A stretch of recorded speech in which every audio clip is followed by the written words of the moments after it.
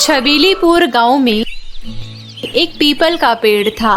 उस पीपल के पेड़ पर एक भयानक चुड़ैल रहा करती थी, लेकिन वो किसी गांव वालों को कोई नुकसान नहीं पहुंचाती थी।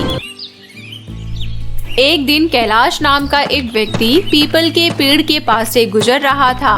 कैलाश दिखने में बहुत ही सुंदर और तंदुरुस्त था। कैलाश को देखती ही चुड़ैल उसे अपना दिल दे बैठी। फिर वो चुड़ैल एक सुंदर सी औरत का भेष बदलकर कैलाश से शादी करके उसके घर में रहने लगती है। फिर कुछ समय बीतने के बाद उनके घर एक प्यारी सी बच्ची का जन्म होता है कि कैलाश बच्ची को गोद में लेकर बहुत खुश होता है, लेकिन माधुरी मन ही मन डर रही होती है। देखो ना, भगवान ने हमें कितनी सुंदर बिटिया दी है। मैंने तो खुद पर काबू पा लिया है, लेकिन मेरी बेटी अभी छोटी है। कहीं गांव वालों को पता चल गया कि ये चुड़ैल है तो वो मेरी बेटी को जिंदा नहीं छोड़ेंगे। फिर कुछ दिनों में माधुरी की बेटी जूही दूसरे बच्चों के मुकाबले बहुत तेजी से बड़ी हो रही थी। एक दिन जूही गांव के बच्चों के साथ खेल रही होती है, तभी वहां खड़ी कुछ औरतें जूही को देखकर बातें करने लगी। अरे कमला, देख तो सही, ये माधुरी की बेटी कितनी जल्दी बड़ी हो गई। इसकी उम्र के बाकी बच्चे तो इसके आगे बौने लग रहे हैं। तभी खेलते खेलते जूही को गुस्सा आ जाता है और वो एक बच्चे की गर्दन पकड़कर उसे हवा में उठा देती है। आह, आह, मम्मी, मम्मी बचाओ, मर गया रे। जूही, मुझे माफ कर दो, मैं आगे से चीटिंग नहीं करूँगा। मम्मी बचाओ मुझे। फिर उस बच्चे की आवाज सुनकर माधुरी भागते हुए आती है और जूही को खींचकर अपने साथ घर ले आती है। जूही, ये तुम क्या कर रही थी? मैंने मना किया था ना, कभी किसी भी बच्चे को हाथ मत लगाना। लेकिन माँ, उसने मेरे साथ चीटिंग की। मैंने तो सिर्फ उसे हल्का सा हाथ लगाया था और वो मम्मी मम्मी करके रोने लगा। बेटा, तुम आम बच्चों की तरह नहीं हो, तुम सबसे अलग हो। मैं सबसे अलग कैसे हूँ माँ? माधुरी जूही के सवालों का जवाब नहीं दे पाती और खाना बनाने रसोई में चली जाती है। फिर एक दिन माधुरी जूही के बाल बना रही होती है। माँ, आज मेरी 2 चोटी करो ना। नहीं नहीं बेटा, अभी तुम्हारे बाल इतने लंबे नहीं हैं कि 2 चोटी हो सके। फिर रात होने पर सब सो रहे होते हैं। तभी पड़ोस के घर में से किसी औरत के चीखने की आवाज आती है।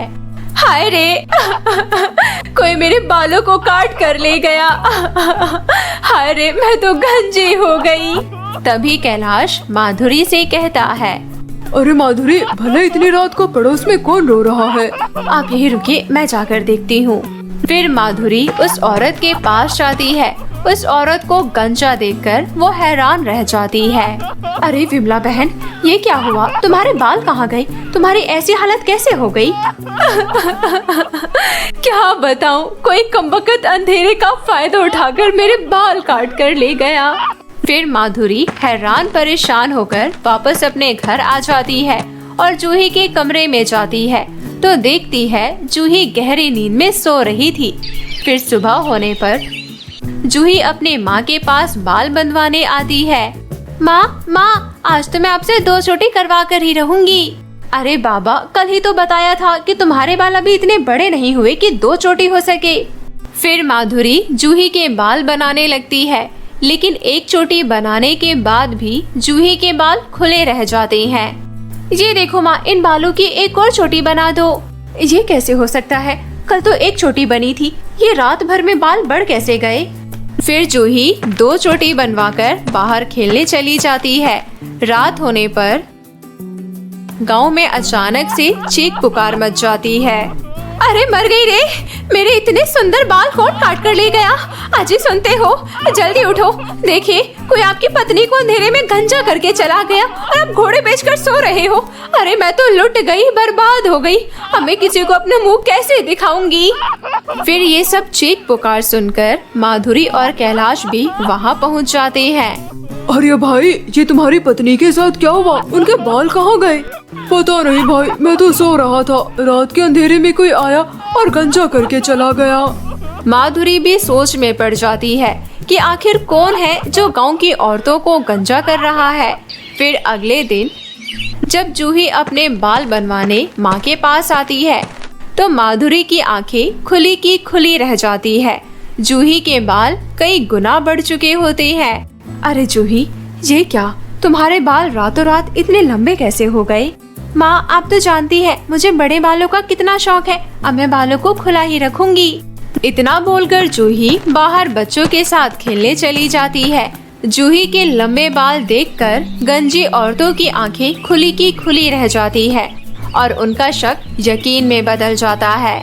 विमला बहन, जरा इसके बाल तो देखो, कल तक तो कितने छोटे थे, रात रात में कितने बढ़ गए।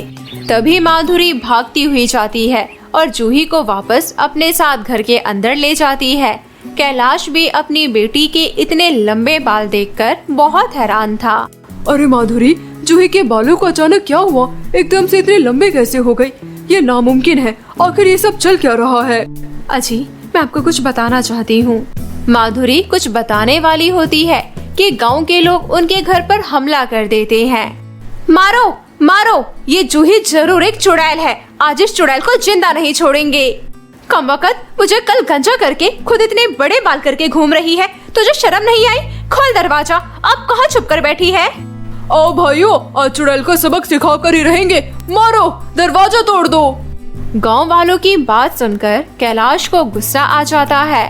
गांव वालों, तुम्हारी इतनी हिम्मत, मेरी बेटी को चुड़ैल बुलाते हो? वहीं रुको, मैं अभी तुम सबको सबक सिखाता हूँ।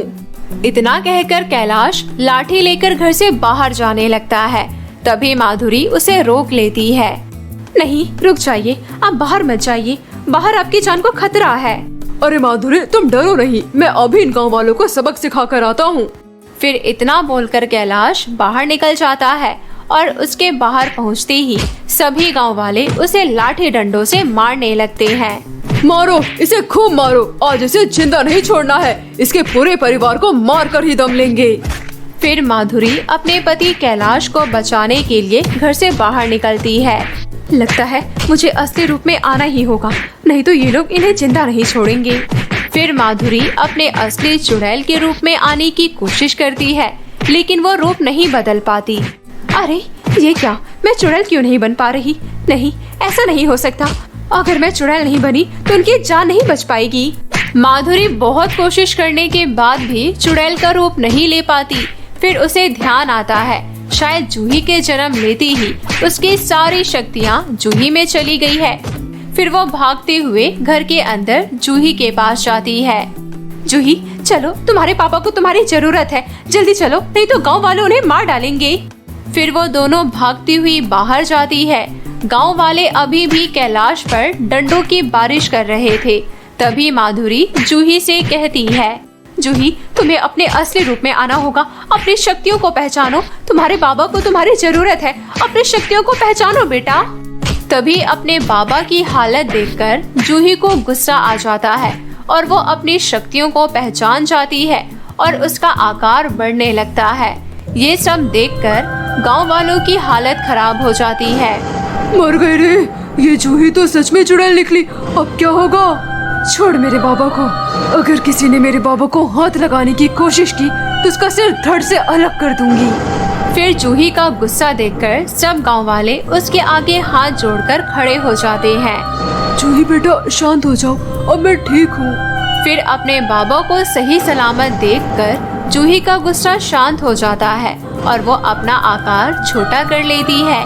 फिर माधुरी सभी गांव वालों को यकीन दिलवाती है कि जूही से किसी को कोई खतरा नहीं होगा। वो अपनी शक्तियों का इस्तेमाल सिर्फ गांव की भलाई के लिए ही करेगी। फिर जूही अपनी शक्तियों से उन सभी औरतों के बाल उन्हें वापस लौटा देती है और उस दिन के बाद जूही गांव के सभी बच्चों के साथ हंसी खुशी रहने लगती है। क्लासरूम में चुड़ैल। एक बार की बात है, ब्रह्मपुरी नामक गांव में कीर्ति अपने माता पिता के साथ रहा करती थी। कीर्ति के माता पिता कीर्ति की वजह से बहुत ही ज्यादा परेशान थे, क्योंकि कीर्ति के स्कूल से कीर्ति की बहुत ही ज्यादा शिकायतें आती थी। ऐसे ही एक दिन कीर्ति की माँ के पास प्रिंसिपल मैम का फोन आता है, जिसे सुनकर वो तुरंत स्कूल में पहुँच जाती है। कीर्ति, अब तुमने क्या कर दिया? गांव का कोई स्कूल छोड़ोगी भी या नहीं? प्रिंसिपल मैम, अब कीर्ति ने क्या कर दिया? देखिए, आपकी बेटी बच्चों को इकट्ठा करके उन्हें भूत प्रेत की कहानियाँ सुनाती है। जिसे सुनकर कुछ बच्चे तो डर जाते हैं और उन्हें विश्वास भी दिलाती है कि इस दुनिया में भूत प्रेत आत्माएं होती हैं। आपकी बेटी यहाँ स्कूल में शिक्षा प्राप्त करने आती है या भूतों की कहानियाँ सुनाने के लिए? हम आपकी बेटी को इस स्कूल में और नहीं पढ़ा सकते, इसे अपने साथ ले जाइए। प्रिंसिपल मैम, 10th क्लास के एग्जाम आने वाले हैं। अगर इस तरह से बीच में पढ़ाई छूट गई तो पूरा साल खराब हो जाएगा। मेरी आपसे हाथ जोड़कर विनती है, कृपया करके ये साल पूरा करने दीजिए। ठीक है, आपकी बेटी के फ्यूचर का सवाल है तो मैं इसे एक मौका दे देती हूँ, लेकिन आपको अपनी बेटी को समझाना होगा कि स्कूल में भूत प्रेतों की कोई बात नहीं होगी। ये सिर्फ स्कूल में पढ़ने आती है तो सिर्फ पढ़ाई करेगी, झूठी अफवाहें नहीं फैलाएगी। प्रिंसिपल मैम, मैं आपसे वादा करती हूँ अब कीर्ति ऐसी कोई बात नहीं करेगी। कीर्ति की माँ प्रिंसिपल मैम को धन्यवाद कहकर स्कूल से वापस अपने घर आ जाती है। कीर्ति अपनी क्लास में चली जाती है और पढ़ाई करने लगती है। ऐसे ही कुछ समय बीत जाता है। एक दिन कीर्ति स्टाफ रूम में अपनी क्लास टीचर के पास जा रही थी। तभी उसे ऐसा लगता है जैसे क्लासरूम 12 में कोई हो। कीर्ति क्लासरूम 12 की तरफ अपने कदम बढ़ा रही थी कि तभी प्रिंसिपल मैम आ जाती है और वो कीर्ति से कहती है, कीर्ति कहाँ जा रही हो? वो प्रिंसिपल मैम, मुझे ऐसा लगा जैसे क्लासरूम 12 में कोई है, वहाँ से आवाज आ रही थी, बस वही चेक करने जा रही थी कि वहाँ कौन है। तुम्हें पता है ना क्लासरूम 12 में कोई नहीं जाता, और तुम क्लासरूम 12 में जाकर ये देखना चाहती हो कि वहाँ पर क्या है? वहाँ पर सिर्फ और सिर्फ कबाड़ा है, कबाड़ा, और कुछ नहीं। और कहीं से चूहा वगैरह आ गया होगा जो सामान में घुस रहा होगा, वहीं से आवाजें आ रही होंगी। तुम चुपचाप जाओ जहाँ जा रही थी, और हाँ, मैं तुम्हें दोबारा इस तरफ ना देखूं। कीर्ति सीधा स्टाफ रूम में चली जाती है और अपनी क्लास टीचर को सभी फाइल्स देकर दोबारा से क्लास में आ जाती है और वो क्लास में आकर चुप बैठ जाती है, किसी से भी बात नहीं करती। वो गहरी सोच में थी। तभी उसकी दोस्त शिखा कहती है, कीर्ति क्या हुआ, क्या सोच रही है? ये तो मैं अच्छी तरह से जानती हूँ कि तुझे इस एग्जाम की तो बिल्कुल भी टेंशन नहीं है, क्योंकि मैं जानती हूँ कि तू 2 दिन पढ़कर भी अच्छे नंबर से पास हो सकती है। फिर क्या सोच रही है? शिखा, आज मैंने प्रिंसिपल मैम का अलग ही चेहरा देखा। उन्हें मैंने इतना परेशान, इतना घबराया हुआ कभी नहीं देखा। तुम्हें पता है, मैं जब भी भूत प्रेत आत्माओं की इस स्कूल में बच्चों को कहानियाँ सुनाती थी तो वो कैसे चिढ़ जाया करती थी। इतना गुस्से में तो मैंने उन्हें तब भी नहीं देखा जितना आज देखा है। हाँ, मुझे सब पता है, और लास्ट टाइम भी प्रिंसिपल मैम ने तेरी मम्मी को इसीलिए बुलाया था क्योंकि तू बच्चों को भूत प्रेत की कहानियाँ सुना रही थी। वो तो तेरी मम्मी ने विनती की कि तू इस स्कूल में रुक गई, लेकिन आज तूने प्रिंसिपल मैम के चेहरे पर अलग से क्या देखा? शिखा, ये बात तो सच है कि भूत होते हैं और स्कूल में तो होते ही हैं। मैंने बहुत सारी हॉरर स्टोरी देखी है, बहुत सारी बुक्स पढ़ी है, उन सब में दिखाया जाता है। और एक कहानी तो बहुत ही ज्यादा डरावनी थी, वो भी स्कूल के बेसमेंट की। वहाँ एक चुड़ैल रहती थी और उस स्कूल के एक स्टूडेंट ने उसकी आत्मा को मुक्ति दिलाई। मुझे लगता है इस स्कूल में भी कोई आत्मा है जो मुक्ति चाहती है। थोड़ा आहिस्ता बोल, अगर प्रिंसिपल मैम ने सुन लिया ना, वो तुझे आत्मा बनाकर इस स्कूल में भटका देगी। शिखा, आज मैं क्लासरूम 12 की तरफ जा रही थी। मुझे ऐसा लगा जैसे उस क्लास में कोई हो। मुझे अजीब अजीब आवाज सुनाई दे रही थी। ऐसा लग रहा था कि सच में जैसे वहाँ कोई हो। मैंने जैसे ही अपने कदम उस क्लासरूम की तरफ बढ़ाए तभी प्रिंसिपल मैम आ गई। उनका चेहरा बिल्कुल सफेद। उन्हें ऐसा लगा जैसे उनकी चोरी पकड़ी गई हो और उन्होंने मुझे बहुत डांटा और कहा कि मैं दोबारा तुम्हें यहाँ ना देखूं। वो बहुत ज्यादा गुस्से में थी। ऐसा तो वो सभी से कहती हैं, इसमें नया क्या है? शायद सब उनका वो चेहरा नहीं देख पाते होंगे। मैंने उनका चेहरा देखा, बहुत ही ज्यादा घबराई हुई थी। मुझे तो प्रिंसिपल मैम के ऊपर शक हो रहा है, जैसे वो कुछ छुपा रही है। क्लासरूम 12 में कोई तो है। मैं पता करना चाहती हूँ कि आखिर उस क्लासरूम में क्या है। आखिर प्रिंसिपल मैम वहाँ क्यों नहीं जाने देती, और अगर कोई धोखे से उस तरफ चला भी जाता है तो इतनी ज्यादा घबरा क्यों जाती है। क्या तुम मेरी मदद करोगी? ठीक है, मैं तेरी मदद करने को तैयार हूँ, लेकिन हम उस क्लासरूम में जाएंगे कैसे? दिन में तो जा नहीं सकते। प्रिंसिपल मैम की नजरें उस क्लासरूम पर ही रहती है। तो किसने कहा कि हम दिन में उस क्लासरूम में जाएंगे? हम जाएंगे रात में, जब स्कूल में कोई नहीं होगा। बस तुझे मेरा साथ देना होगा। कीर्ति को बहुत ही ज्यादा उत्सुकता हो रही थी। वो जानना चाहती थी कि आखिर प्रिंसिपल मैम ने ऐसा कौन सा राज छुपा के रखा है जो किसी को भी उस क्लास में जाने नहीं देती। कीर्ति और शिखा दोनों ही ठान लेती हैं कि वो उस क्लास का राज जान कर ही रहेंगी, और रात हो जाने के बाद स्कूल के अंदर आ जाती हैं। और जैसे ही वो स्कूल के अंदर कदम रखती हैं, वैसे ही उन्हें ऐसा लगता है जैसे बाहर आसमान में जोर जोर से बिजलियां कड़क रही हो, बादल फटकर जमीन पर गिर गया हो, क्योंकि बहुत ही ज्यादा भयंकर आवाज होती है, जिसे सुनकर शिखा तो बहुत ही ज्यादा डर जाती है। कीर्ति, ये क्या था? जैसे ही हमने स्कूल के अंदर कदम रखा वैसे ही ये आवाज कितनी भयंकर थी। और बाहर का मौसम अचानक से खराब कैसे हो गया? बिजलियाँ कड़क रही है, बादल गरज रहे हैं, तूफान भी आ रहा है। कीर्ति, ये तूफान क्या कहना चाहता है? कीर्ति, मुझे बहुत डर लग रहा है। मुझे लगता है कि हमें वापस जाना चाहिए।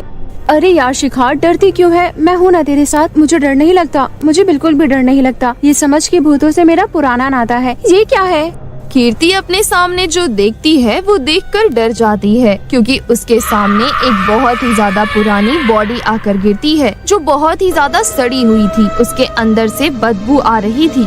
ये देखकर कीर्ति और शिखा के तो रोंगटे ही खड़े हो जाते हैं। वो थर थर कांपने लगती हैं।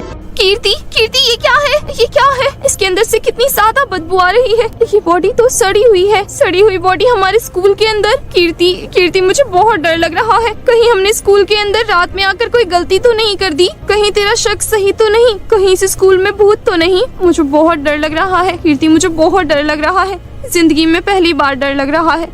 मैंने डरावनी से डरावनी हॉरर स्टोरी देखी है, लेकिन कभी इतना डर नहीं लगा। शिखा, मुझे भी बहुत डर लग रहा है। यहाँ तो बहुत ही ज्यादा बदबू आ रही है। हमें यहाँ से भागना होगा, वरना इसकी बदबू से ही हम मर जाएंगे। कीर्ति और शिखा थोड़ा आगे बढ़ती हैं, तो उन्हें क्लासरूम 12 से आवाज आनी शुरू हो जाती है। यहाँ तक आ गई हो तो अंदर भी आ जाओ, मुझे तुम्हारा इंतजार है। अंदर आ जाओ, मैं कहती हूँ अंदर आ जाओ। कीर्ति, क्लास के अंदर कौन है? कौन है जो हमें बुला रहा है? देख, मुझे अपनी जान बहुत प्यारी है। मैं अभी मरना नहीं चाहती। मैं अभी मरने से बची हूँ, लेकिन अब मैं उस क्लास के अंदर नहीं जाना चाहती। तुम्हें आना तो पड़ेगा ही, आना होगा तुम्हें अंदर आना होगा। मैं कहती हूँ क्लास के अंदर आ जाओ अंदर आओ। मैंने कहा अंदर आ जाओ। शिखा, हमें अंदर जाना होगा। अगर हम अंदर नहीं गए तो क्या पता इस क्लास के चुड़ैल हमें इस स्कूल से बाहर निकलने ही ना दे और हमें मार दे और हमारी बॉडी भी इस स्कूल में सड़ती रहे। इससे अच्छा है कि हम अंदर चलते हैं। देख, डर तो मुझे भी बहुत लग रहा है, लेकिन क्या कर सकते हैं। अब तो हम यहाँ आ गए हैं, अब हमें क्लास के अंदर जाना ही होगा। कीर्ति और शिखा को बहुत ही ज्यादा डर लग रहा था। वो उस क्लास के अंदर नहीं जाना चाहती थी। हालांकि वो घर से रात के अंधेरे में स्कूल के अंदर उस क्लास के अंदर यही देखने आई थी कि उस क्लास के अंदर कौन है। वो इस क्लास का राज जानना चाहती थी। और जब वो स्कूल के अंदर आ जाती है, उनके साथ इतनी सारी घटनाएं घट जाती है, तो वो अब इस क्लास का राज नहीं जानना चाहती थी। अपने घर वापस जाना चाहती थी, लेकिन अब वो घर वापस नहीं जा सकती थी। दोनों डरते डरते जैसे ही उस क्लास के अंदर जाती हैं, तो दोनों के रोंगटे खड़े हो जाते हैं। उनकी चीख निकल जाती है। ये क्या है? नहीं, ये क्या है? मुझे घर जाना है। ये क्या है? ये तो बहुत ही ज्यादा खतरनाक चुड़ैल है। कीर्ति, हमें यहाँ से जाना होगा। ये तो बहुत ही ज्यादा खतरनाक चुड़ैल है। मैं दिखने में खतरनाक जरूर हूँ, लेकिन मैं ऐसी नहीं हूँ जैसे तुम्हें नजर आ रही हूँ। और सिर्फ मैं ही यहाँ पर नहीं हूँ, मेरे साथ ना जाने और कितनी आत्माएं हैं जो यहाँ भटक रही है। देखो, मैं और मेरे साथी यहाँ पर बहुत सालों से भटक रहे हैं। हमें मुक्ति चाहिए और वो सिर्फ तुम ही दिला सकती हो। कौन हो तुम और इतने सालों से यहाँ क्यों हो? तुम्हारी आत्माओं को मुक्ति क्यों नहीं मिली और तुम्हारी मौत कैसी हुई? और हम मामूली से इंसान तुम्हारी आत्माओं को मुक्ति कैसे दिला सकते हैं? तुम हमें मुक्ति दिला सकती हो क्योंकि तुम बहुत निडर हो, बहुत बहादुर हो, तुम्हारे अंदर हिम्मत है। मैंने तुम्हें अब से पहले भी कई बार स्टूडेंट से बात करते हुए सुना कि तुम भूतों की बात करती हो, तुम्हें डर नहीं लगता, तभी तो तुम रात के अंधेरे में यहाँ आ गई। तुम बहुत बहादुर हो, तुम हमें मुक्ति दिला सकती हो। हमें मुक्ति चाहिए। अगर समय रहते मुक्ति नहीं मिली तो अनर्थ हो जाएगा। आपकी मौत कैसी हुई और आप इस क्लास में क्यों हैं? इस स्कूल की प्रिंसिपल, जिसे तुम आम इंसान समझती हो, वो कोई आम इंसान नहीं है। वो बहुत खतरनाक है, बहुत ही ज्यादा खतरनाक। और वो इस दुनिया की भी नहीं है, पाताल लोक की है। उसका एक खास मकसद है जिसके लिए वो आई है। आज से 30 साल पहले इस स्कूल में हम सब टीचर्स पढ़ाया करती थी। वो दुष्ट प्रिंसिपल अपना भेष बदलकर इस स्कूल में आई। उसने इस स्कूल के बच्चों को अपना शिकार बनाना चाहा, लेकिन जब हमें उसका असली चेहरा नजर आया तो हम सब टीचर्स ढाल बनकर उन बच्चों की जान बचाने के लिए खड़े हो गए और उसने हमें ही मौत के घाट उतार दिया। उसने हम सभी टीचर्स को इस क्लास में बंद कर जला दिया। जी आप क्या कह रही हैं? हमारे स्कूल के प्रिंसिपल वो पाताल लोक की चुड़ैल है, शैतानों की शैतान है, बहुत ही ज्यादा खतरनाक है। उसका एक बहुत बड़ा मकसद है जिसे वो पूरा करना चाहती है। हाँ, अगर हमारी आत्माओं को मुक्ति मिल गई तो हम उस शैतान को रोक सकते हैं, लेकिन अगर इस पूर्णिमा की रात तक हमारी आत्माओं को मुक्ति नहीं मिली तो हम उस शैतान को कभी नहीं रोक पाएंगे, कभी नहीं, और वो अपने मकसद में कामयाब हो जाएगी। हम तुम्हारी मदद कैसे कर सकते हैं? हम तुम्हारी मदद करना चाहते हैं। उस शैतान को तुम्हें इस कमरे में लेकर आना होगा। हम उसे तड़पा तड़पा कर मारना चाहते हैं। हम कभी इस रूम से बाहर नहीं जा सकते। अगर हम बाहर जा सकते होते तो हम उसे कब का मार चुके होते। तुम्हें बस उसे इस कमरे तक लेकर आना होगा। आप बिल्कुल भी चिंता मत कीजिए, उस शैतान को उसके की सजा जरूर मिलेगी और वो जो चाहती है वो उसे कभी नहीं मिलेगा, इसलिए वो डरती है। वो नहीं चाहती कि इस क्लास का राज किसी को पता चले और उसकी सच्चाई किसी के सामने आए, लेकिन अब वो नहीं बचेगी। उसका अंत होकर ही रहेगा और तुम सबको मुक्ति मिलकर रहेगी, मैं तुमसे वादा करती हूँ। कीर्ति और शिखा जो इतनी ज्यादा डर रही थीं, अचानक उनके अंदर हिम्मत आ जाती है और वो उस क्लास की सभी आत्माओं से वादा करके स्कूल से बाहर आ जाती हैं। अगले दिन वो दोनों स्कूल जाती हैं और सीधा प्रिंसिपल मैम के कैबिन में जाती हैं और प्रिंसिपल मैम को घूर घूर कर देखने लगती हैं। कीर्ति, ऐसे क्यों देख रही हो? कुछ नहीं प्रिंसिपल मैम, बस ऐसे ही। आज आप बहुत प्यारी लग रही हैं। इतना बोलकर कीर्ति प्रिंसिपल मैम को बेहोशी की दवा सुंघा देती है, जिस वजह से प्रिंसिपल मैम बेहोश हो जाती हैं। शिखा, हमारे पास ज्यादा समय नहीं है, हमें जल्द से जल्द प्रिंसिपल मैम को उस कमरे में लेकर चलना होगा। फिर दोनों मिलकर प्रिंसिपल मैम को सबसे छुपाते हुए उस कमरे में ले जाती हैं। ये लीजिए, हमने आपका काम कर दिया, अब आपको इसे जो सजा देनी है दे दीजिए। दोनों प्रिंसिपल मैम को उस कमरे में छोड़कर बाहर से दरवाजा लॉक कर देती हैं। अरे, ये मैं कहाँ आ गई? नहीं, ये नहीं हो सकता, ये नहीं हो सकता। प्लीज मुझे यहाँ से बाहर कर दो, प्लीज मुझे माफ कर दो, मुझे छोड़ दो, मुझे जाने दो। कोई है? कोई बचाओ मुझे, बचाओ, कोई दरवाजा खोलो। अब तू यहाँ से कहीं नहीं जा सकती, तुझे तो तेरी किए की सजा जरूर मिलेगी। सारी चुड़ैल मिलकर प्रिंसिपल मैम को तड़पा तड़पा कर मार देती हैं और अपना बदला ले लेती हैं। प्रिंसिपल मैम के मरते ही उन्हें मुक्ति मिल जाती है। फिर वो चुड़ैल वहाँ से हमेशा हमेशा के लिए चली जाती है। इधर कीर्ति और शिखा चुड़ैलों को मुक्ति दिलाकर बहुत खुश होती हैं। नदी में जादुई सेब का पेड़। बीमार रुक्मणी खटिया पर लेटकर अपनी आखिरी सांसें ले रही थी और उसकी दोनों बेटी उसके आगे खड़ी थी। बेटा राधिका, अपना और अपनी छोटी बहन रिया का ख्याल रखना, अब मैं ज्यादा देर तक टिक नहीं पाऊंगी। ऐसा मत कहिए, आपके सिवा हमारा इस दुनिया में है ही कौन? दीदी, मम्मी को क्या हो गया? मम्मी की आवाज इतनी खराब सी क्यों आ रही है? तुम दोनों एक दूसरे का अच्छे से ध्यान रखना, अब मेरा समय आ चुका है। ऐसा कहते ही रुक्मणी अपने प्राण त्याग देती है। दोनों बच्चियों का इस दुनिया में कोई नहीं रहता, क्योंकि उनके पिता की मृत्यु पहले ही शराब पीने से हो चुकी थी और अब उनकी माँ भी उन्हें छोड़कर जा चुकी थी। एक पंडित द्वारा उन दोनों की माँ का अंतिम संस्कार कर दिया जाता है और वो दोनों इस दुनिया में अकेली हो जाती है। शाम हो जाती है, रिया को भूख लगती है और वो अपनी बहन से कहती है, दीदी मुझे भूख लगी है, मुझे कुछ खाना बनाकर दे दो। मैंने पूरे घर में ढूंढ लिया है, पर घर में एक भी खाने का दाना नहीं है। अगर माँ होती तो जरूर कुछ न कुछ बनाकर खिला देती। अब हमें जंगल की तरफ जाना चाहिए। यहाँ के जंगल में काफी सारे फल और सब्जियाँ हैं, हमें वहाँ कुछ न कुछ जरूर मिल जाएगा। ऐसा कहकर राधिका रिया को अपने साथ लेकर जंगल की तरफ बढ़ जाती है कि तभी उसे जंगल के रास्ते में एक बहुत ही चटक लाल खुशबूदार सेब दिखाई देता है। राधिका उसे उठा लेती है और कहती है, ये सेब तो बहुत ज्यादा स्वादिष्ट लग रहा है, इसे हम अपने पास रख लेते हैं और नदी किनारे इसे धोकर अच्छे से खा लेंगे। इससे हमारी कुछ भूख तो शांत हो ही जाएगी। हाँ दीदी, आप बिल्कुल सही कह रही हैं। इसके बाद दोनों बहन नदी किनारे जाती है। दीदी मुझे बहुत प्यास लग रही है, पहले मैं पानी पी लेती हूँ। ठीक है बहन।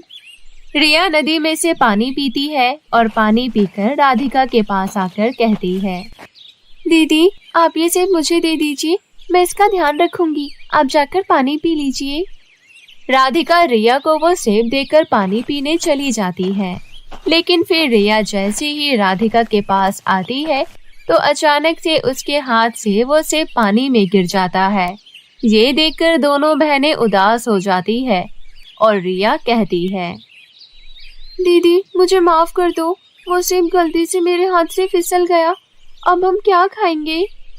कोई नहीं, तू दुखी मत हो, हम कुछ और ढूंढ लेंगे। और मुझे अपने से ज्यादा तेरी फिक्र है, तुझे भूख लगी होगी ना। वो दोनों ऐसी बातें कर ही रही होती है कि तभी उस नदी में से एक नदी देवी प्रकट होती है और उन दोनों बहनों को देखकर कहती है, प्यारी बच्चियों, अब तुम्हें आज के क्या पूरी जिंदगी अपने खाने की चिंता करने की जरूरत नहीं पड़ेगी। तुम्हारा जो सेब पानी में गिरा है, उसके बदले तुम्हें इसी स्थान पर एक जादुई सोने के सेब का पेड़ दे रही हूँ। इस पेड़ पर सोने के सेब होंगे और जब भी तुम उनका इस्तेमाल करना चाहोगी वो तुम्हारे पास आ जाएंगे। परंतु हाँ, तुम्हारे सिवा कोई भी इस पेड़ को हाथ लगाएगा तो ये पेड़ गायब हो जाएगा। इस पेड़ के फलों का इस्तेमाल केवल तुम ही कर सकती हो। आपका बहुत बहुत धन्यवाद नदी देवी। हम वादा करते हैं हम किसी भी लालची इंसान के हाथ ये पेड़ लगने नहीं देंगे और इस पेड़ का हमेशा सदुपयोग करेंगे और इससे दूसरों की भी मदद करेंगे। मैं जानती हूँ मेरी बच्चियों, इसलिए मैंने तुम्हारे सेब के बदले ये जादुई सोने के सेब का पेड़ तुम्हें दिया है। ऐसा कहकर वो नदी देवी अदृश्य हो जाती है। उसी स्थान पर एक जादुई सोने के सेब का पेड़ प्रकट हो जाता है, जिसे देखकर दोनों बहनें बहुत ज्यादा खुश हो जाती है। दीदी, ये जादुई सोने के सेब के पेड़ पर जो ये सोने की सेब लगी है, ये दिखने में कितने सुंदर लग रही है ना? हाँ सचमुच ये बहुत ही सुंदर है। मेरा तो इन्हें तोड़ने का मन ही नहीं कर रहा। पर तुझे भूख लगी है ना? मैं इसे बेचकर सुनार के यहाँ से पैसे लेकर तेरे लिए कुछ खाने के लिए लेकर आऊंगी। इसके बाद राधिका और जादुई सोने के सेब के पेड़ से सोने का सेब लेकर सुनार के पास जाती है और उसे बेच देती है और उससे जो पैसे मिलते हैं उससे राशन लेकर घर आ जाती है। मैं सारा सामान ले आई हूँ। मेरी बहन बता, तू क्या खाएगी? दीदी, हम दोनों का फेवरेट बना लो। ठीक है, मैं पास्ता बना देती हूँ। और तुझे सेब का जैम और ब्रेड बहुत पसंद है ना, तो वो भी बना देती हूँ। उस दिन वो दोनों बहनें पेट भरकर खाना खाती है। अगले दिन रिया राधिका से कहती है, दीदी देखिए ना, मेरी फ्रॉक कितनी छोटी हो गई है और आपकी हेयर बैंड भी तो कितनी पुरानी हो गई है और आपके पास भी ढंग के कपड़े नहीं है। चलिए ना, हम शॉपिंग पर चलते हैं और हमारे लिए कुछ सामान लेकर आती है। हाँ, बात तो तेरी सही है। तेरा जन्मदिन भी तो आने वाला है, उसके लिए भी हमें कपड़े वगैरह चाहिए। इसके बाद दोनों बहनें उस जादुई सोने के सेब के पेड़ के पास जाती है। हे जादुई सोने के सेब के पेड़, मुझे अपनी बहन का जन्मदिन मनाना है, इसलिए मुझे एक सोने का सेब दे दो। ऐसा कहते ही उस पेड़ में से एक सोने का सेब उड़ते हुए राधिका के हाथ में आ जाता है, जिसे राधिका सुनार को बेचकर रिया के साथ शॉपिंग पर चली जाती है। रिया और राधिका अपने लिए अलग अलग ड्रेस और सामान खरीदती है और अगले दिन दोनों नई ड्रेस पहनकर तैयार हो जाती है। थैंक यू सो मच दी, मेरे लिए इतना सब कुछ करने के लिए। अब तू इंतजार कर। इसके बाद राधिका रिया की हम उम्र दोस्तों को निमंत्रण दे देती है। तभी राधिका के घर के बाहर एक बूढ़ी औरत हॉस्पिटल से घर आती है और कहती है, हे भगवान, किसी को तो मेरी मदद के लिए भेज। मेरे पति अस्पताल में भर्ती है और मुझे उनकी बीमारी के इलाज के लिए 5 लाख रुपए चाहिए। अब तू ही बता, मैं इतने पैसे कहाँ से लाऊं और इतने पैसों की मदद मुझे कौन करेगा? राधिका उस बूढ़ी औरत की बात सुनकर उस बूढ़ी औरत के पास जाती है। क्या हो गया दादी, आप इतनी परेशान क्यों हैं? बेटा, तेरे दादाजी अस्पताल में है और उनकी तबीयत बहुत खराब है। डॉक्टर ने कहा है कि उनके इलाज के लिए 5 लाख रुपए लगेंगे, पर इतने पैसे मेरे पास नहीं है और अगर जल्दी उनका इलाज नहीं हुआ तो। ऐसा कहकर वो बूढ़ी औरत परेशान हो जाती है, जिसके बाद राधिका कहती है, आप चिंता मत कीजिए, दादाजी को कुछ नहीं होगा, आपको पैसे मैं ला कर दूंगी। राधिका की वो बात उसके घर के पीछे छुपा रवि सुन लेता है। आखिर ये छोटी सी बच्ची इतने सारे पैसे कहाँ से लाएगी, मुझे देखना होगा। इसके बाद रवि राधिका का पीछा करने लगता है। राधिका और जादुई सोने के सेब के पेड़ से सेब ले लेती है। रवि ये सब देख लेता है और वो भी ये करने की कोशिश करता है, पर उसके हाथ लगाते ही वो सोने का सेब का पेड़ गायब हो जाता है। ये सब राधिका देख लेती है। आपने ऐसा क्यों किया? आपने मेरा जादुई सोने का सेब का पेड़ गायब कर दिया। ये पेड़ लालची लोगों के हाथ लगते ही गायब हो जाता है। बेटा, मैं लालची नहीं हूँ। मेरी पत्नी की तबीयत बहुत खराब है, मुझे उसके इलाज के लिए पैसे चाहिए, इसलिए मैं तुम्हारा पीछा कर रहा था। अगर ऐसी बात है तो रुकिए। हे जादुई सोने के सेब के पेड़, मुझे तुम्हारी सहायता चाहिए। कृपया करके सामने आओ। इसके बाद वो जादुई सोने के सेब का पेड़ वापस से प्रकट हो जाता है और राधिका उसमें से एक सोने का सेब निकालकर रवि को दे देती है, जिससे रवि दवाई लेकर अपनी पत्नी के इलाज करवाता है और राधिका एक सोने का सेब उस बूढ़ी औरत को भी दे देती है। जिसके बाद वो घर जाकर अपनी बहन का बर्थडे सेलिब्रेट करती है। Happy birthday to you, happy birthday to you, happy birthday dear Riya, happy birthday to you. Thank you so much जादुई सोने की सेब का पेड़। तुम्हारी वजह से ही आज मैं इतने अच्छे से अपना बर्थडे मना पा रही हूँ। इसके बाद ये दोनों बहनें मिलकर उस जादुई सोने के सेब के पेड़ की मदद से अपनी ही नहीं बल्कि और भी जरूरतमंद लोगों की मदद करने लगते हैं और एक सुखपूर्वक जीवन जीने लगते हैं।